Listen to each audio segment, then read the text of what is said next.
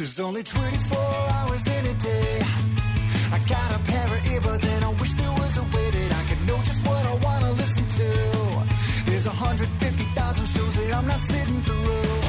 When the world is dark and boring, let us do your exploring. Pod on pod. Pod on pod. Welcome to Pod on Pod, a guide to the world of podcasts because it's not your daddy's radio. We're your hosts. I'm Josh. I'm Joel, and this is the podcast. Is that how I do it? I don't remember. You think I listen to the show? I don't listen to the show. You're too busy listening to somebody I else's don't have time to listen to the show.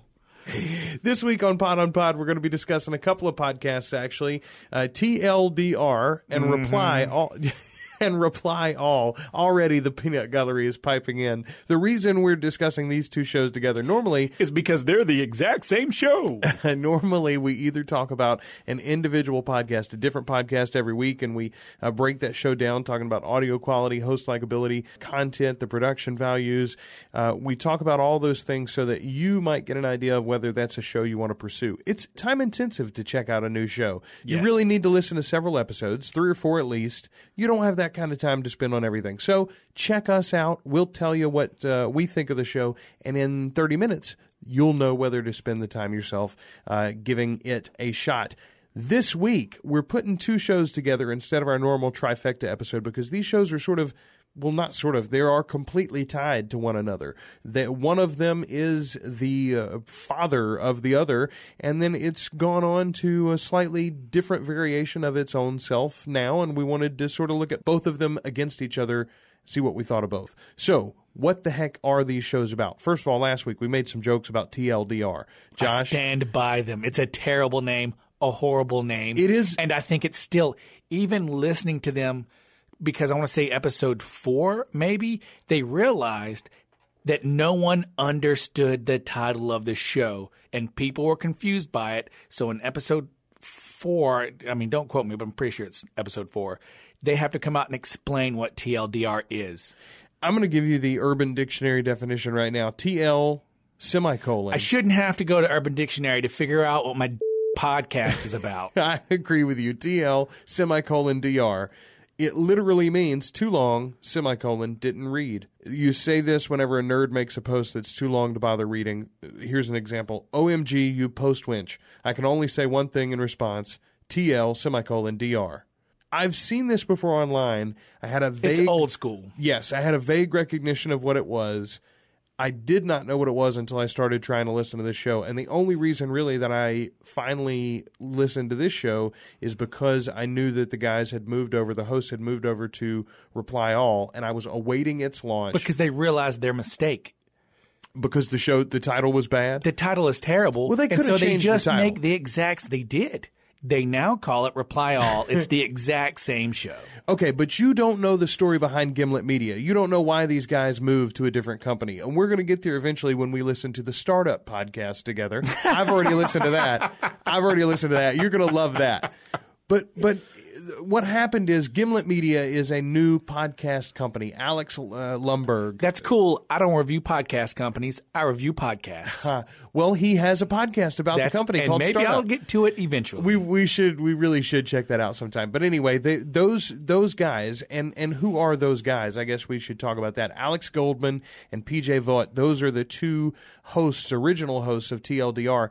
They've since moved over to now host Reply All under the umbrella of Gimlet Media. Gimlet Media was recently founded by Alex Bloomberg. Actually, I said Loomberg, but it's Bloomberg. And I think they're a really neat company. I think they got some cool things coming, and I think that Alex has done good things for the other Alex Goldman and PJ Vogt. Now, who is left at TLDR? Well, the current host of TLDR is Meredith Haggerty.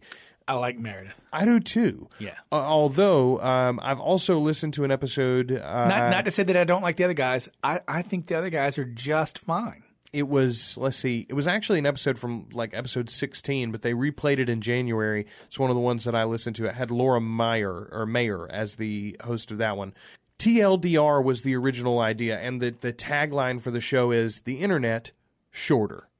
And the concept is to tell human interest stories from across the internet in a narrative NPR style format. Yes. It's a spinoff of a show called On the Media, where they did this same thing, but about newspaper and TV and radio, traditional media sources. They spun off and started telling these internet sources. It's all backed by WNYC. I know this is going to sound crazy because I do a podcast. I don't really care about the internet. I don't. That does sound crazy. But I understand your idea. This was exactly the attitude, actually, that Honeybun had when I first started discussing these shows with her. She had the exact same note. She was like, I just feel like there's better stories to tell. I was like, well, there's lots of people telling those stories. I'm glad that these guys are telling these stories, or these people are telling these stories. I think it is about finding the humanity inside the machine. These same stories could be transplanted, taken out of the internet age. You take all the trappings of the internet out of the story and you replace them with traditional media. And it could be the kind of story that was in, I don't know, like, Reader's Digest or something. Give me an example. Well, okay, the sweepstakes episode. This was a TLDR episode, and it was the one with Lauren Mayer. It was, I believe, episode 16. And it was about this online community of people who every day, mostly what they did was fill out sweepstakes entries online. The same thing could have happened through the mail or through bulletin board services. Yeah, it's called Publisher's House. It's been happening for decades. Well, no, but the community around the people that entered. So there was a community of people that entered that stuff all the time. The story in particular that they told was a man and his family who won the Dream Home from HGTV. Yeah. And during nobody ever keeps the home. They always sell the home because you're hit with the tax bill. Right. And it's hundreds of thousands of dollars, which nobody can afford. So they always sell the home and then take the cash payout or whatever. This family decided we want to keep the home. We want to rent it out as a bed and breakfast to pay for itself or whatever. We'll pay the mortgage with the bed and breakfast. We want to maintain the home. And they tried to do that for a while. They never could get the permits. In the meantime, he developed some massive form of cancer or something. The family had to get a whole lot of bills. They ended up having to sell the home. Long story short, though, the community of these sweepstakers came and supported the man in monetary ways and in physical ways, like just being there in the hospital with him and his family, all sorts of amazing things. And it was like a really touching story about the way communities develop through the internet. I think that's the part of the show that I really enjoy. I'll just watch The Guild. All right, then. Let's get to our discussing the way these shows are put together. Let's talk about audio quality first. All great recordings. Anytime you talk about NPR-style narrative storytelling, I think the assumption is going to be that they're all going to sound really good. Was there one that you thought did this better than the others? I'm just waiting for you to say that they take phone calls. That some of these interviews are over the phone. No, they do take phone calls, but even the phone calls are done as well as you can have a phone call done. That's true, but whatever. I'm tired of beating that drum. You've beat it out of me now. What did you think about the audio quality, though? It was great. Do your job, sir. It was great. I didn't have any problem with it. It's all of those. That format is a good format. That's why it's repeated. Indeed. It's also a time intensive and it's you got to be skillful. I think you can be trained to do this, obviously, but it takes somebody with a certain kind of ear and an eye for production. I feel like that style, it's just the journalist style of podcasting, man. What about the host likability? So you've got PJ and Alex on Reply All, originally from TLDR, and then Meredith. And I'm going to throw Laura Mayer in here as well, since I heard her on one of the episodes. I don't know if I know she works for WNYC. I don't know that she's an ongoing host for TLDR. Do you have a favorite? I really connected with Alex Goldman in particular. I would have thought that you would have. He's just got a new baby, for one thing. Yeah. I think he and I are roughly the same age. He's more successful than I am in his current job, I would say. So I'm going to hope that he's a little bit older, but I think we're about the same place. I like PJ, though, too. And PJ right now is filling in for Alex as the main host of Reply All since Alex is on paternity leave. So I feel like the Reply All guys are fine. There's nothing wrong with them as hosts. Mm-hmm. The things that they find interesting are the things that they are interested in are not things that I am interested in. And I think Meredith taking over TLDR, to me, has made TLDR better because her interests, I am more like, I hadn't thought of that. Or like, it's something that is going to grab me more than the other two. One of the first episodes, as a matter of fact, that I listened to with her as the lead host was episode 43 of TLDR. Hey, ladies, did you listen to that episode? No, I thought you were going to say the what is it? The Prostitute's Letter. Oh, that's a good title. I don't know. I did not listen to that one. It was an interview with. Prostitute Laundry. Yeah, Prostitute Laundry. That is a newsletter that goes out that a sex worker writes. Man, but here's the deal. I didn't even know or even think that the person she was interviewing would have been a sex worker. How terrible of a person does that make me? I enjoy Meredith as well. I enjoyed her, especially anchoring the Hey Ladies episode, although that was an interesting one in that it didn't have a whole lot of her in it. There's a group of ladies actually that do a series. Literally, it's like a blog post, I think, and now they've been doing it in like live events. Even it's called Hey Ladies, and they do this as performance. Right. So they did most of the episode. She sort of bookended it, described what was going to happen. But then the other episode that I listened to with a lot of her in it actually was JebBushForPresident.com. Did you listen to that one? No, I thought you would have though. Yeah, it's a good episode, and again, an interesting story. I don't know that I would agree with you that she's made the show better, because what I think has made the show better, and we've already sort of discussed this off air, and you disagree with me, and we're moving now into production values, because here is where I think TLDR graduated to Reply All. Alex Bloomberg was a better producer than Alex Goldman or PJ Vogt, and when they moved over, Alex Gold and PJ, they gained some of those ninja skills. They gained the oversight of Alex Bloomberg. They gained his experience and his I don't know if they gained like his workflow or whatever, but they gained everything that he could bring to the table as far as producing something like this. He does a better job than they do, and I think Reply All is now a more solid show week to week. There were episodes of TLDR that were up and episodes that were down. Every single episode of Reply All, to me, knocks it out of the park. But again, this is coming from a guy who wants to hear stories about the internet. Yes.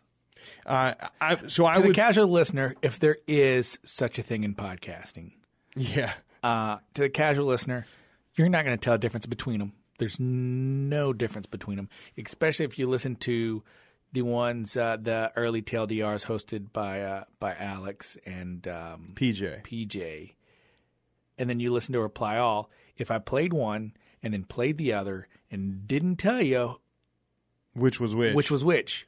You wouldn't know. As long as you cut out the intro and the theme song. Yeah.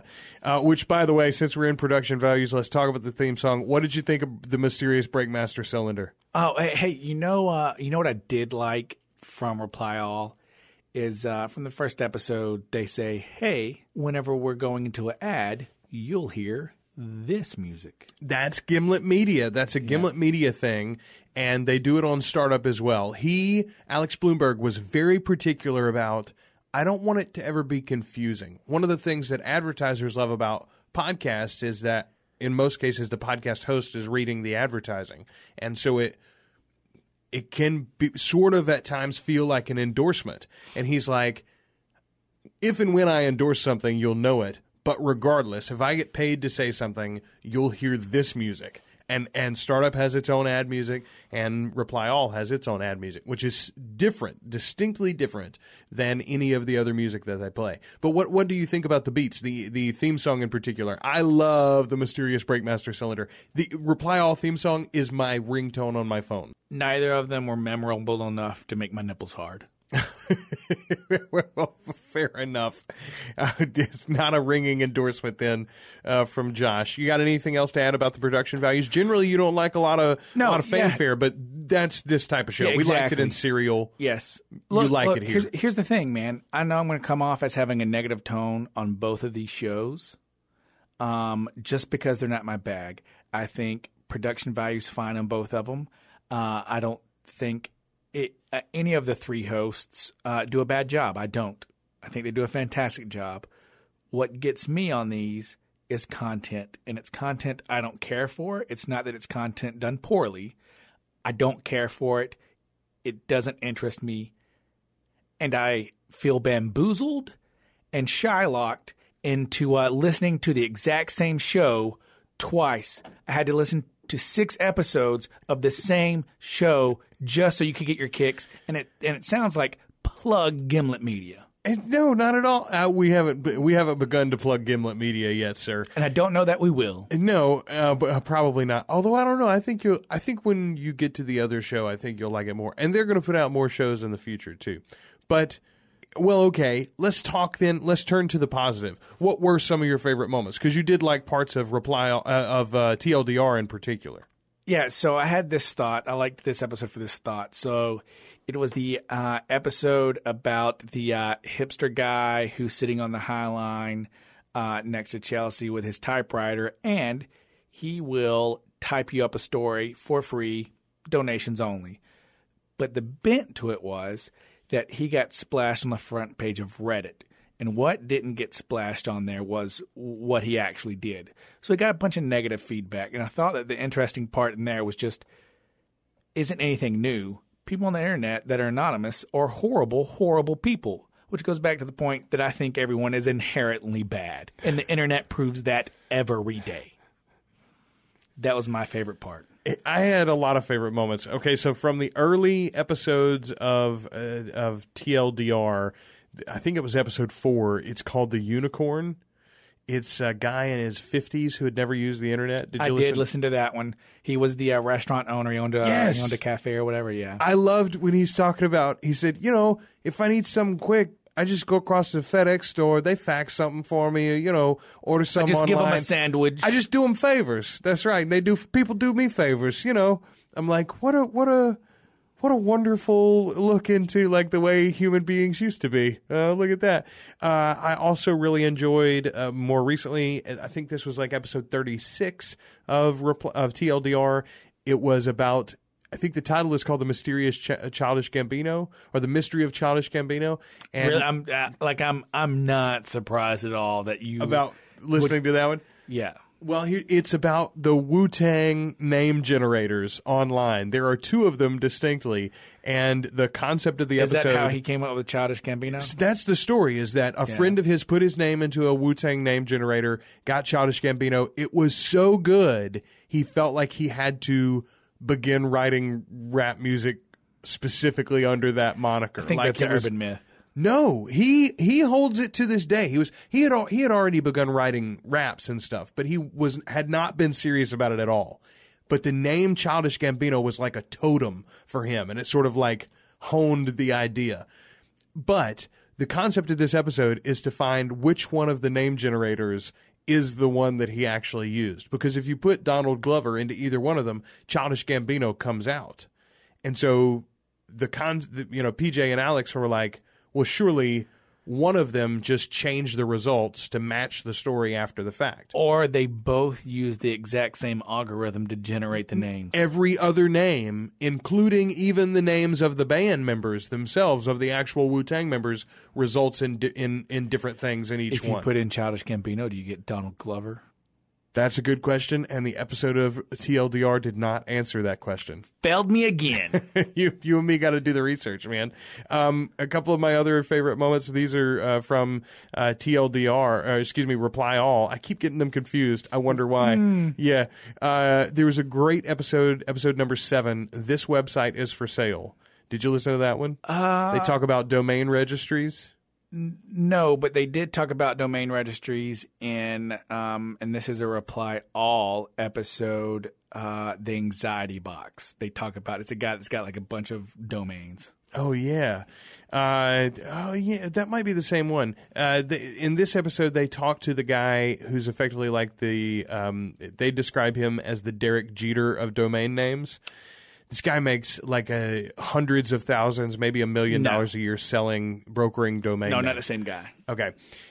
They traced the story of longform.net, I think is what it is. Anyway, they tried to buy longform.com, the people behind the service Longform online, and it's not available. You know, the brothers of Mabim Bam just bought a new website. They buy new websites like every episode, though. TeamGoogle.com.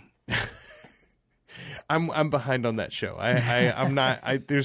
There was too much Reply All and TLDR to listen to. I haven't listened to them lately. All right, so that's our favorite moments. We talked about the content, the production values, the host likability, and the audio quality. Let's go ahead and tell you what we think of these shows. Generally, when we have more than one, we don't rate them both, but I think we're going to need to rate them both. I don't think our ratings are going to be any different, though. Yours might be. No. I'm going to give both these shows a 2.0. I know. We couldn't be more different. But that's good for the show. That's good. That makes good radio.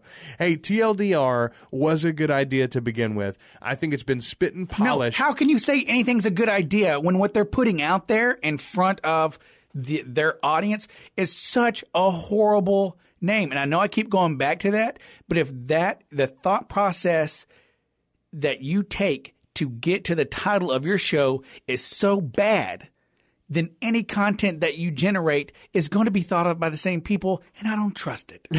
Well, do you agree that Reply All is a good name? I'm out on this, but I do know that it was, I believe, Alex's wife that named it. Yes. So I think it is a better name. I'll put it that way. It is 1,000 times better than TLDR. Like, they just try to be too cute with it. That's fair, but you're talking to a guy who's been guilty many times in his life of trying to be too cute. No, I agree, 100%. So I feel for Alex and PJ on that one. I do wonder, though, the very little bit I know about the audience's reaction is really only from a couple of people who spoke to me on Twitter about it. There are some people, apparently a contingency of the fans, that do not like TLDR since Meredith has taken over and the guys have left. Right, and those aren't people who are fans of the show. Those are people who are fans of Alex and PJ. Well, my question is if Meredith didn't do herself a disservice by not rebranding. Yes, and I'm sure that wasn't her decision to make. Yeah. I'm sure that came from her corporate ownership. But you could still do a similar show with a different name. And we all agree, and even I will agree that TLDR is a name that is too cute for its own good. And there are a lot of those on the internet, by the way. And it's not just a podcast thing. There are a lot of band names that are too darn cute. That's been happening there are a lot of novels that are too cute a name. You should have gone with something more direct. And people who enjoy that kind of thing, I'm sure, are going to enjoy both of those podcasts. You're probably right on that one. All right, so I said 2.0 for both shows. What do you say? So 2 is the highest we can rate, right? Indeed.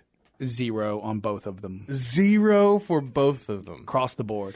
And that doesn't mean that you hated either one of them. Right. I'm just ambivalent toward them. I'm glad that they're out there. I just don't care to listen to them, and I probably won't mention them to anyone. The only person I know that I would mention these to is you. Yes. But you feel about these two shows and the concept of these two shows about like I feel about, let's say Rob has a podcast, for instance. So imagine this. Imagine I'm like, hey, man, we're going to review IVMV, which is a show I love, but it's very niche. It's only about Cubs baseball. And then I'm like, hey, man, to compare and contrast, we're also going to listen to Redbird, which is the St. Louis Cardinals podcast. I would assume if it's not one, it should be one, which is the St. Louis podcast. But we're going to listen to both of these, man. And we're going to review them both at the same time. You would have hated me for that. It would be if we listen to Ivy Envy and then like iHeartTheCubs.com. Yeah. Sure. Which, by the way, that's what you made me do this week. Corey, there's only one Cubs podcast for me and Josh. I promise. We're not stepping out on you. It's just Ivy Envy over here at Pod on Pod. Oh, their spring training episode just came out. Yeah, man. It's a very busy time of the year for them. All right, so there you go. Zeros all around from Josh, 2.0s from me to balance things out. Let's move on now to listener feedback. We heard from a couple of folks on Twitter, and we actually heard a lot of good stuff about our review last week of No Such Thing as a Fish. Lots of people were happy with that. My favorite show I think we've reviewed to date. It really is a great one. I listened to 2 or 3 more episodes this week. You told me. I think I'm done. I think I'm all caught up. That's ridiculous. That's ridiculous. It's a great show. It's so easy to listen to. So we heard from Jack Aspinall. He's Cream1966 on Twitter, and he tweeted at us to tell us. First of all, he tweeted at us to tell us that QI, the show that quite interesting, the show that No Such Thing as a Fish is based on or spun off from. It is going to be on BBC America. Thursdays at 9. Yes, he tweeted back. Is it really Thursdays at 9? No, it's not Thursdays at 9. He tweeted back at us to say that it started on the 19th of February and it's on right now. So there you go. Also, and we discussed him in last episode, but you and I couldn't remember the name. Our older listener. Yes. He said it is his daddy's radio or whatever. Mike Cabral. That's what it is. He's Cabral Mike on Twitter. Yeah. He tweeted and said, "Hey guys, it's the old guy again. I am enjoying No Such Thing as a Fish. It reminds me a bit of the old You Look Nice Today." Have you ever heard of this podcast? No. Okay. You Look Nice Today was a very early podcast. I think it started in like 2005, 2006. So even really before the first wave of podcasting's revitalization that people talked about in 2008, 2009. It's a show that we might get around to someday. It's long since run its course, but it's a show that all of the hosts of that show have sort of spun off and become internet celebrities in their own right. And it's a show that a lot of people who are now podcast hosts look back on with fondness and like, oh, that's when I really got hooked on podcasting was You Look Nice Today. So we'll try to get there eventually. But thanks for checking us out, and thanks for checking out No Such Thing as a Fish. We're glad that you enjoyed that review. And again, thanks for tweeting at us. If you enjoy one of our podcast reviews or you enjoy a show that we review, then let us know on Twitter. You can find us at Pod on Pod, or you can email us podonpod@teamprocreate.com. And more importantly, if you become a fan of a show that we reviewed, let them know. Give them a review. Again, that is the best thing you can give a podcast is your review. Speaking of giving a review, if you write an iTunes review for Reply All and you screenshot the fact that you are doing that, you screenshot where you have written the review. It's too much work already. And you send it to Reply All on Twitter. They will draw you a picture and tweet it at you. I swear it's happening. It happens a lot on Twitter, and they are collecting them all on like a Tumblr page or something like that. Interesting little idea. I'm going to be going and write. I haven't written them a review yet. I'm going to go write Reply All and TLDR a review this week. Do you ever review a show that you don't give a 2?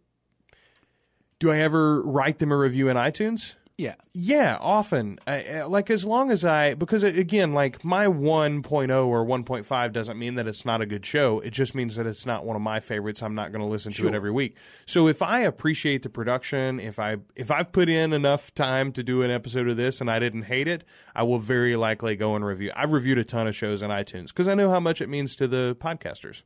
I only review shows that I give a 2. I don't think that's a terrible, like I think most people are that way. I think the vast majority of reviews are either 4 or 5 stars or 0 stars.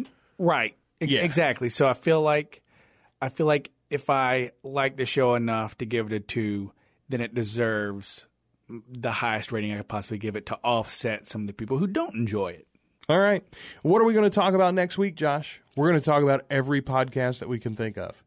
Oh, is it time? It is. It is that time. Episode 50 coming up next week. So we're going to do Pod on Pod Revisited Volume 2 and go back over the last 25 episodes, especially the 25 podcasts anyway, that we reviewed since our last Revisited episode. Tell you about any possible updates to the show, any of them that have stalled, any of them that have won any special awards or perhaps created their own TV show. You got anything else to add? No, that's it, man. All right, man. Until next week, why don't you go by podonpod.com and check out the archives. Make sure that you're all caught up and find your next favorite show. We'll be back next week with Pod on Pod Revisited Volume 2. Until then, we're your hosts. I'm Josh. I'm Joel, and this has been the podcast. Are you wanting something funny? Are you wanting something smart? A show on astral projection or the history of art? Do you want to learn a language or how to play guitar? Just leave it up to Joel and Josh. Pod on pod. Pod on pod.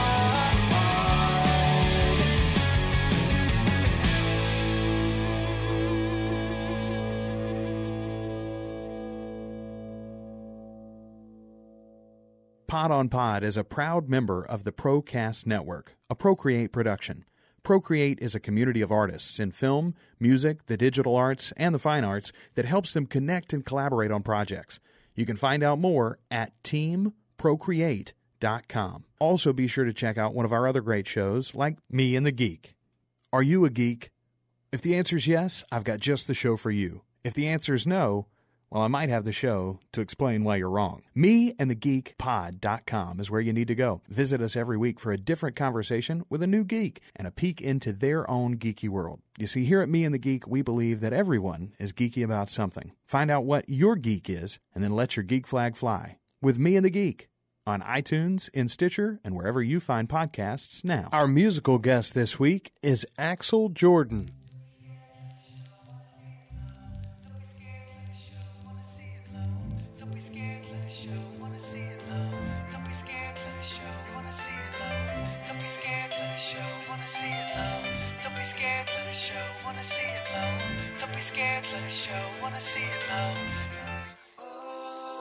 Every time I thought I wasn't good enough, you made me better. There's nothing I wouldn't do for you.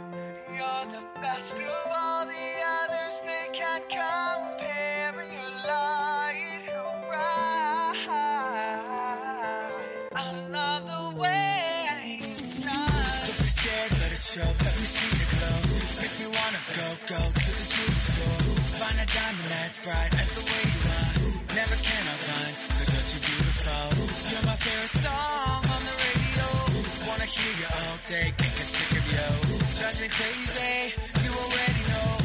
I can gas you up though, cause you take some Every time I thought I wasn't good enough, you made me better. There's nothing I wouldn't do for you. You're the best of all the others, they can't compare. Your light so bright. I love the way you shine. You shine. You shine. I love the way you shine. Don't be scared, let it show. Let me see it glow. Make me wanna go to the jewelry store. Find a diamond as bright as the way you are. Never can I find, cause you're too beautiful. You're my favorite song on the radio. Wanna hear you all day, can't get sick of you. Drives me crazy, you already know. I can't gas you up though, cause you're